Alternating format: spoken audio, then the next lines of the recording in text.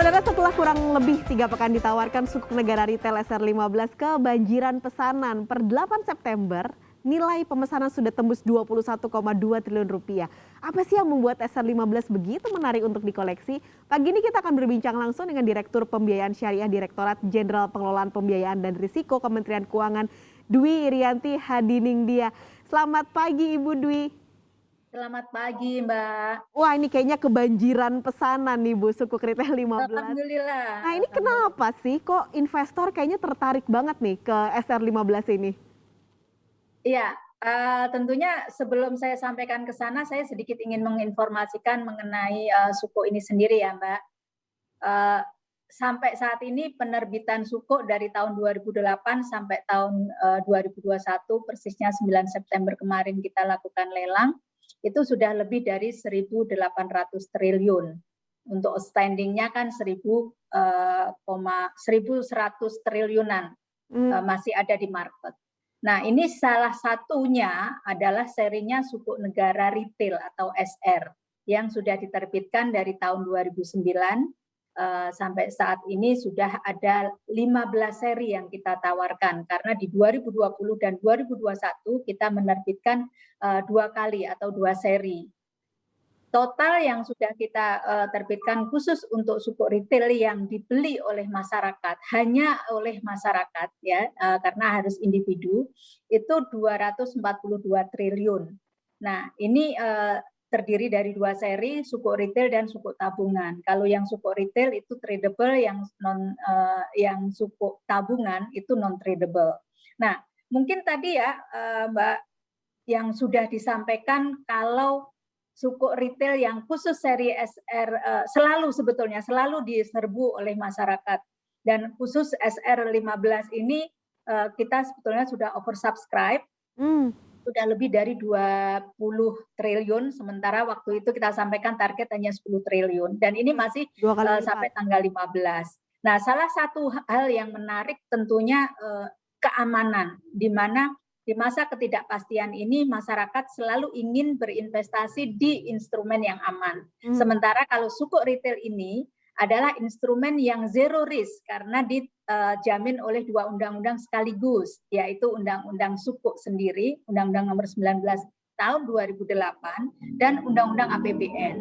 Kemudian menguntungkan karena ini dengan kondisi suku bunga terus menurun, kita masih bisa memberikan pada saat itu adalah 5,1%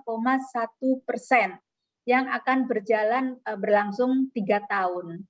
Dan kemudian ini pastinya berbasis syariah yang berikutnya menguntungkan selain tadi kuponnya yang menarik, juga untuk pajaknya sangat menarik.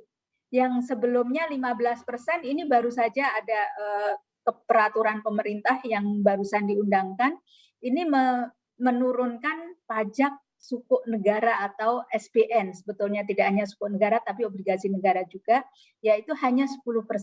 Nah, ini yang membuat masyarakat berbondong-bondong ya. Ini hal berarti yang menarik SR15 yang udah kena 10% ya Bu pajaknya? betul, kena 10%. Dan ini karena juga di masa ketidakpastian ini kan karena tradable. Jadi nanti hanya 3 kali kupon atau 3 bulan masa holding period harus tetap dipegang, Heeh, tapi nanti setelah itu bisa diperjualbelikan. Artinya oke. kalau masyarakat nanti pada saatnya pandemi sudah berakhir atau sudah bisa melakukan aktivitas yang lain, mereka masih bisa menjalankan agenda-agenda selanjutnya dengan dana yang tadinya dibelikan suku bisa dijual di market Nah, gitu. ini tadi Ibu bilang oversubscribe, tadinya target 10 triliun, ini sekarang udah 20, hampir 22 triliun, dana yang Ini sudah Mbak sudah dimiliki. 24,2 Oke, ini triliun. 24 tapi belum ditutup padahal ya 2 hari lagi ditutupnya. Tapi angka 24 yang sekarang sudah dikumpulkan oleh pemerintah, Bu, ini dananya akan digunakan untuk apa? Apakah ada yang akhirnya digunakan semua atau ada yang disimpan? Bagaimana pengolahannya? Iya, eee, khusus untuk suku, Mbak, jadi dalam, Undang-Undang SBSN Nomor 19 Tahun 2008 ini kan disebutkan tujuan diterbitkannya suku negara atau SBSN ini selain untuk pembiayaan APBN atau, general financing, juga digunakan untuk membiayai proyek-proyek pemerintah. terutama pemerintah pusat. Namun demikian sampai saat ini kita sudah membiayai sekitar 3.400 proyek yang tersebar di seluruh Indonesia. Nah, apa saja sih sebenarnya proyek-proyek yang sudah dibangun oleh pemerintah? Ini ada beberapa sektor yang sudah dibiayai dari 3.400 proyek tadi. 491 proyek infrastruktur jalan dan jembatan itu menyebar dari Aceh sampai Papua. Salah satu contohnya kalau yang di Papua itu jembatan yang indah sekali saat ini, namanya jembatan Yutefa yang menghubungkan pulau yang untuk masyarakat transmigrasi ke pulau yang kota, sehingga mereka bisa bertransaksi dengan cepat waktunya. Kita juga membangun jembatan Pulau Balang dan juga jembatan Se Alala, itu yang dukungan konektivitas jalur Trans Kalimantan. Kemudian 85 proyek infrastruktur transportasi itu juga kita bangun, terutama untuk Trans Sumatera, Trans Sulawesi dan Trans Jawa. Itu membangun ada yang double track atau jalur kereta api yang menghubungkan di 3 tempat tadi. Di Makassar ada Parepare, kemudian Trans Sumatera dan Trans Jawa. Ada 589 infrastruktur sumber daya air, ini juga menyebar di seluruh pulau, dan 762 proyek infrastruktur pendidikan, ini baik ada PT KIN, ada UIN, IAIN, dan STAIN. Kita juga membangun yang untuk Kemendikbud, itu ada PTN yang kita sebut namanya ada IPB, kita juga bangun di sana, ada ITB, kemudian yang di Purwokerto itu ada, yang di Kalimantan itu namanya ITK, Institut Teknologi Kalimantan, itu cloningnya dari ITS.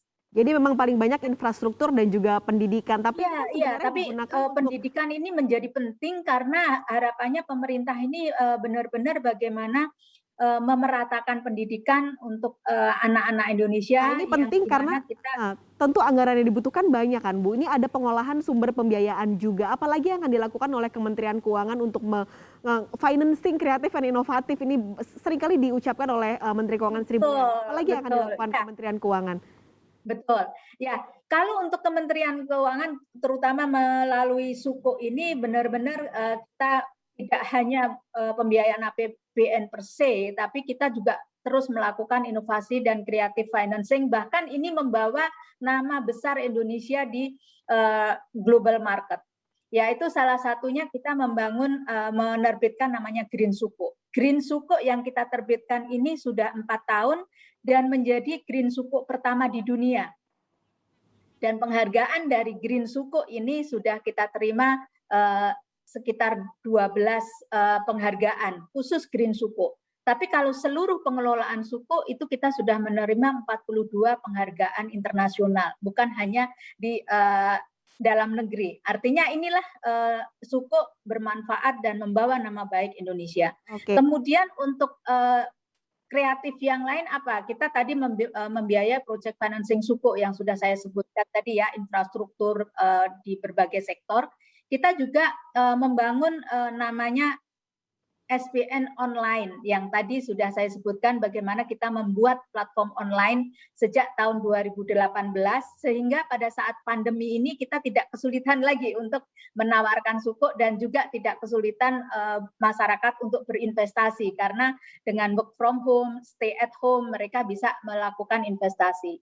Dan yang terakhir ini Mbak, yang terakhir yang barusan kita launching adalah Cash Wakaf Link Sukuk. Itu baru tahun 2020. Di mana kita benar-benar mencoba mendukung untuk investasi sosial. Karena kita tahu pemerintah sudah melaunching namanya Gerakan Nasional Wakaf Uang. Tapi masyarakat kadang-kadang bingung bagaimana untuk berwakaf gitu.